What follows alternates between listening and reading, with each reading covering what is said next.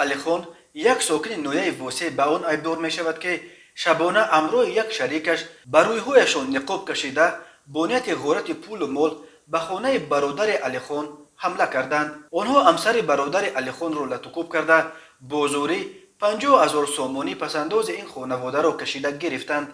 ولی به کارمندان میلیسیا میسر شده است که این جنایت را در گرماگرمیش آشکار کرده از روی جنایتکاران نقابپوش نقابهایشان را بردارند. این حادثه ساعت 2 شب 20 سپتامبر رخ داده.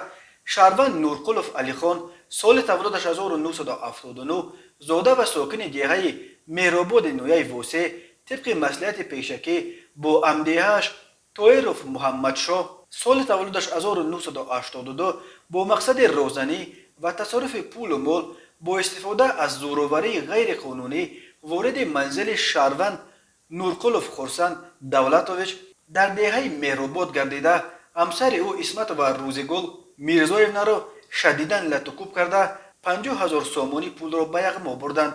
هر دو را خود همان روز 20 سپتامبر دستگیر کردند. نسبت به آنها بر اساس ماده 249 قسم 2 کودکس جنایتی تاجیکستان با اتهام راهزنی پرونده جنایتی گشودند. به علیخان نورقلوف و محمد شاه طاهروف بر اساس این بند قانون از 10 تا 12 سال زندان تهدید میکند.